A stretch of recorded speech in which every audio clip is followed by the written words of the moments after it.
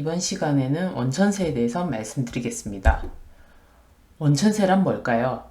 용어가 되게 어려운데요. 이거는 인건비 신고하는 거랑 관련이 있다, 이렇게 생각하시면 됩니다. 우리가 사업을 하면서 직원을 채용하게 되는데요. 직원의 근무 형태에 따라서 4대 보험 내는 정규직 직원이 있고 일용직 직원이 있고 또 3.3% 세금 떼는 프리랜서 직원들이 있잖아요.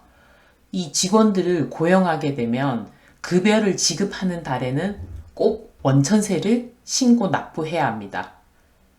그래서 원천징수라는 말은 직원한테 급여를 지급할 때 직원이 납부해야 되는 세금을 회사에서 미리 차감하고 대신 회사에서 납부하는 것을 우리가 원천징수라고 하죠. 그러면 여기서 원천세는 회사가 내나요? 아니면 직원이 내나요? 어떻게 보면 두 개 다 맞는 대답이겠죠. 전문 용어로 얘기하면 소득을 지급하는 자를 원천징수 의무자, 세금을 실제로 부담하는 자를 납세 의무자라고 합니다. 어려운 용어는 빼고 실제로 월급을 받아가는 직원이 납세 의무자인 거죠. 월급을 받아갈 때 세금을 일정 금액 떼고 급여를 받아가게 되고요. 그리고 회사는 그 뗀 세금을 다음 달 10일까지 납부하는 거죠. 이 원천세 계산 방법은 조금 길게 설명해야 돼서 다음 시간에 말씀드리고요. 원천세 신고 납부는 어떻게 하느냐? 원천세 신고 납부는 다시 다음 페이지를 보고 원천세 신고 납부는 매달 지급하는 월급에 대해서 다음 달 10일까지 회사가 원천징수 신고 납부를 합니다. 이거를 실제로 월급을 받아가는 사람이 세무서에 신고 납부하게 되면 세무서가 미어 터지겠죠. 그리고 실제적으로 불가능하고요.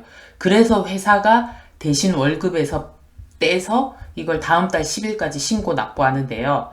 근데 다음 달 10일까지 신고 납부를 안 하면 가산세가 붙습니다. 그럼 우리가 일을 하다 보면 매월 일을 하다가 안 바쁜 달도 있겠지만 너무 바빠서 10일까지 납부 못하는 경우가 가끔 있어요. 그러면 가산세를 내는 게 너무 아깝겠죠. 이럴 때 우리가 매월 신고하시지 말고 6개월에 한 번 반기 신고 납부를 할 수가 있습니다. 이거는 회사의 상시 고용 인원이 20인 이하일 때 신고 방법을 선택할 수 있습니다.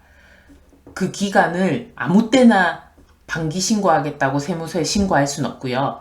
매년 6월하고 12월에 세무서에 우리는 인원이 이렇게 되니 반기에 한 번 신고 납부하는 걸로 하겠습니다 하고 신청하실 수 있습니다. 신고 서류는 간단하고요. 홈택스에서 원천세 반기별 신고 납부를 신청하시면 됩니다. 그러면 말씀드린 대로 1월부터 6월까지 인건비에 대해서 7월 10일까지 신고 납부하고 7월에서 12월의 인건비에 대해서 다음 연도 1월 10일까지 신고 납부하겠죠. 이것도 또한 기한을 맞추셔야지만 가산세를 부담하시지 않습니다. 그래서 이렇게 반기 신고 납부를 하게 되면 결론적으로 신고 납부하는 것을 깜빡했을 경우에 가산세가 줄어들 수도 있다는 장점이 있습니다. 예를 들어서 매월 신고 납부하는 거를 다음 달 10일까지 신고 납부하는 걸 까먹었다. 이러면 매달 가산세가 붙겠죠.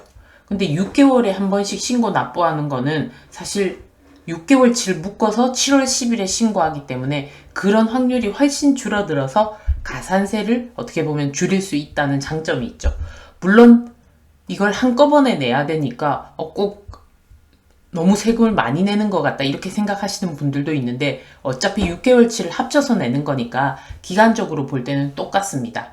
그래서 일단 간략히 다시 한번 말씀드리자면 원천세 신고는 다음 달 10일까지 신고 납부해야 한다.